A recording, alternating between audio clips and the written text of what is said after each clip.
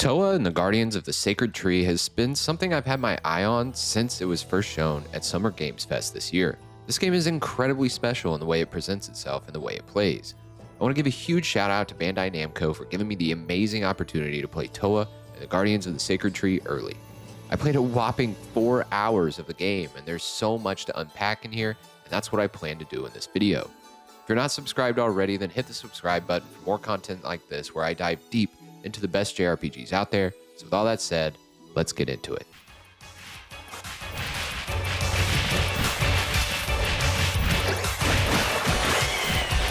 We'll have to replace the swords.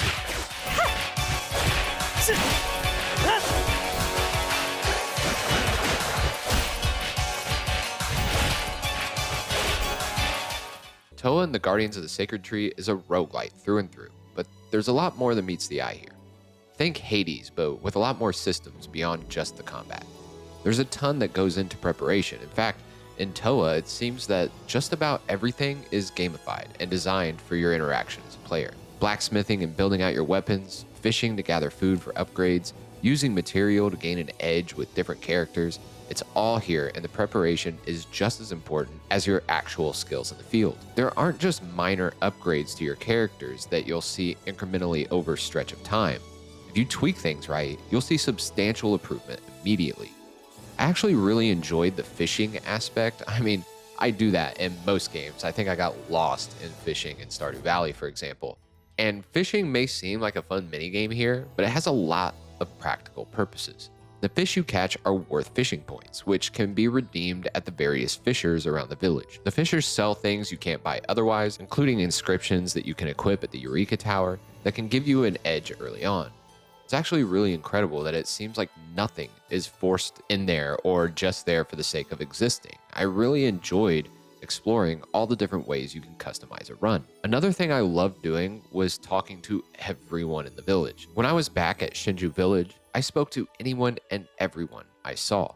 Speaking to characters will not only progress their storylines, but reward you with ore and other items that will help you out. There's upgrades to be found everywhere, so when it comes time to play this, explore to your heart's content. Something else I wanted to add in here, which I thought was interesting but quite uncommon in roguelites, was a difficulty setting for those that are more unfamiliar with the roguelite genre. Towa and the Guardians of the Sacred Tree has story mode, where you can enjoy a lower difficulty level and focus more on progressing through the story. This is really cool to see because from what I've seen from the game so far, the difficulty picks up quite a bit the further you progress. I played the entirety of the demo on normal and I enjoyed the challenge a lot. But it is quite the challenge at times for sure, especially once you get through a couple of the entry-level boss fights. My favorite aspect of this game, and one that's a bit unexpected, is this experimentation. I mean, that seems to be the entirety of what this game is framed around. I love trying out different Tsurugis and Kaguras early on so I could get a feel for everyone. Tsurugi means sword in Japanese, and this will be your main character. Your Tsurugi will wield 2 swords and have specific movesets depending on your choice of character. This will be who you mainly control throughout a run. Kagura means staff in Japanese, and this will be your support character. Your Kagura will be casting spells, and each character has different movesets here as well. Each character can play both roles, so test out everyone to see who caters best to your playstyle. I became obsessed with looking at their stats to determine what they're good at so I could use that as a guide of sorts. There's a training area also before each run that you can test out different combinations of characters. It's a really good way to get a feel for things, and overall, this is a great gameplay hook, and this experimentation is what had me hooked my whole way through. Let's dive into the combat here a bit. Something I learned quickly was to watch my positioning. One of the easiest ways to avoid taking damage is to make sure you're never in a position to take it in the first place. But with all that said, try to avoid over dashing. This is a mistake I made early and something I always do in roguelites. I just tend to dash around and sneak in to do a little bit of damage at a time, but that doesn't work as well here. Combat is more methodical, so only use it when you need to get out of a jam in a hurry. Generally, running away from all but the biggest attacks is enough to avoid them. When you have the opportunity to do backstabs, they're the best. An easy way to up your damage to make sure you're landing backstabs by attacking enemies from behind. Another mechanic I didn't quite like at first, but it actually grew on me the more I played, is the durability aspect. Your sword kind of breaks after a lot of use and you need to swap to your alternative moveset.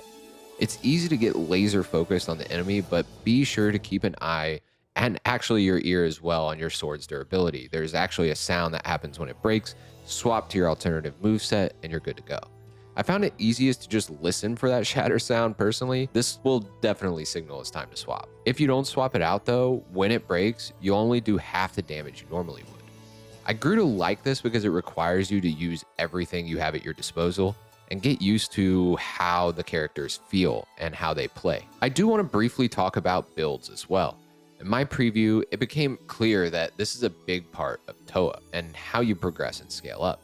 I didn't have a lot of time to dig in and experiment with different builds, but I did learn a few things. First, I learned it's key that we make the right weapon for the job. When I was making a sword, I had to decide what it was going to do before I made it, and I had to adjust its stats accordingly. If the characters using it need to use it to do a lot of damage with their standard moves, I would up its slash attack. If I needed to make a character with a quick draw build, I would sharpen it with that in mind. If it's there to deliver those fatal blows, I would focus on that. It's also really cool because if the sword doesn't come out the way you want it to, or if you just want a newer, better one, you can actually dismantle anything for the parts and use it to forge a newer model. Also, the blacksmithing minigame is a ton of fun. It's just so cool. And everything, like I said earlier, is there and gamified to have the player interact with it. And I really loved that there's just an insane amount of customization in this game. Now, 4 hours is a long time to have with any game. And with that, I learned a lot from a couple of runs and a couple of playthroughs and dying here and there. So a couple of tips to start out whenever you get going: level up your dashes earlier than I did. Adding those extra dashes can make all the difference in how you play, especially since not all characters start with the same number of dashes. I think the magic number here is 3. Make sure your character has 3 dashes, you should be good. And another quick tip here, use skill point allocation based on who you're playing. Don't just use the same build for all the characters. Specialize them to fit their strengths. Just make sure you're playing to the character's strengths when you allocate your skills, and you'll find a lot of success that way. It is a whole learning experience. There's a lot of ways to customize the build, to customize the weapons. Take some time, dig in, explore all the possibilities. That is part of the fun in Towa and the Guardians of the Sacred Tree. I did not expect it to be this way. I expected it to be a pretty straightforward roguelite where you're just running through. And I think that's the way I played Hades, to be honest, where it was just like, let me get through to the next run. And this one, when I die, I spend a ton of time going back and customizing my characters and my builds and trying out new things. And that is what Towa is about. If there was one word I could use to describe it, it is experimentation. Experimenting to find the right way to play, and that's going to be different for everyone who plays this. There is so much to unpack in the gameplay, but the story here really shines. I don't really find roguelites to lean a lot into the story, but Towa is clearly making it a priority. I won't dig into it much here because I'd love for everyone to experience this on their own, but the characters have real weight to them, and learning more about them through campfire chats and talks between runs was really great. I love everything about this game. It seems like they made a roguelite specifically for me. The characters, the art style, the music, and voice acting are all top-notch, and I can't wait to dive into the full game when it comes out later this year. Anyway, that's it for me in this one. Let me know in the comments below if you'll be playing Towa and the Guardians of the Sacred Tree, and if so, what from this preview has you the most excited? I look forward to reading your thoughts, and until next time, I'm out.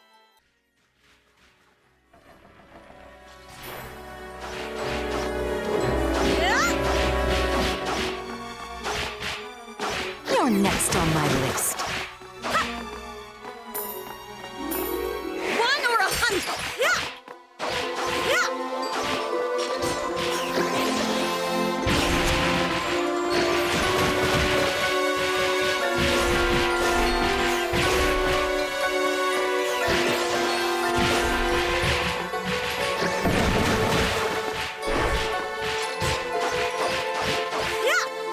That was a real flashy victory.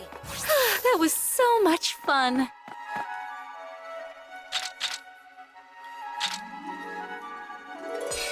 I'm stronger than ever now. Now, to battle! Never you fear, for I am here.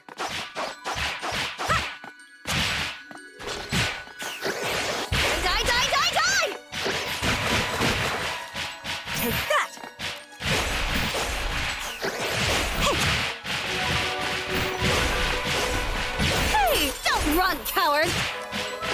Yeah. You are beaten. Give up already.